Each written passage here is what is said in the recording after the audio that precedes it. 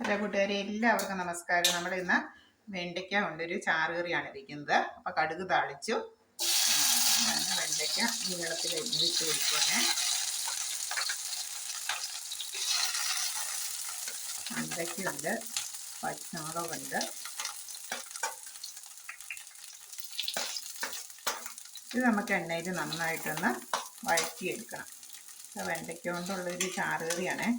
ഞാനിതിന് വെണ്ടയ്ക്ക എടുത്തിട്ടുണ്ട്, പച്ചമുളക് എടുത്തിട്ടുണ്ട്, തക്കാളി എടുത്തിട്ടുണ്ട്, ചെറിയൊരു സവോള എടുത്തിട്ടുണ്ട്. നമുക്ക് ആദ്യം വെണ്ടയ്ക്ക ഒന്ന് വഴറ്റിയെടുക്കാം.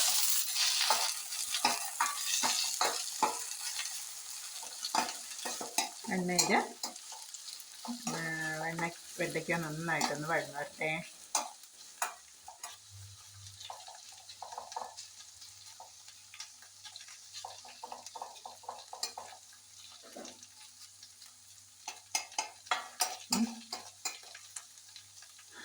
ഈ വെണ്ടയ്ക്ക ഏകദേശം വഴന്ന് വരുമ്പോഴത്തേക്ക് നമ്മൾ അതിലേക്ക് ചെറിയൊരു തക്കാളി 2 എടുത്തിട്ടുണ്ട്. ചെറിയ 2 തക്കാളി, ചെറിയ ഒരു സവോളയും ആണ് എടുത്തിട്ടുള്ളത്. അതും കൂടി ഇട്ട് വഴറ്റിയെടുക്കും.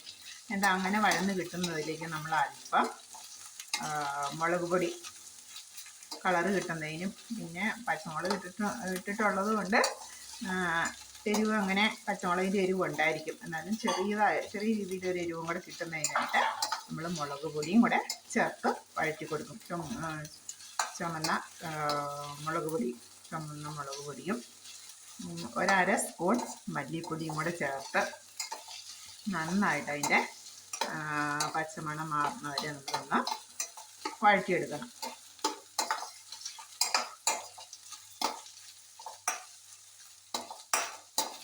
പതുക്കെ ഒന്ന് വെണ്ടയ്ക്ക വാടിയിട്ടുണ്ട്. നമുക്ക് അതിലേക്ക് മുളക് പൊടി ചേർത്ത് കൊടുക്കാം.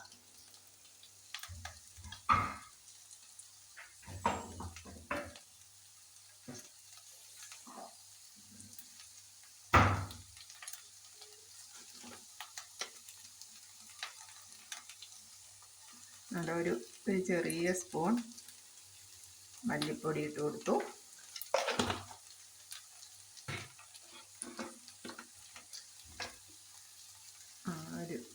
ഒരു 1.5 സ്പൂൺ, ഇതിനൊരു 1.5 സ്പൂൺ മുളക് പൊടിയും കൂടെ കൊടുത്തു. നമുക്കിതിൻ്റെ ആ പച്ചപ്പ് മാറുന്നവരെ ഇളക്കിയെടുക്കണം.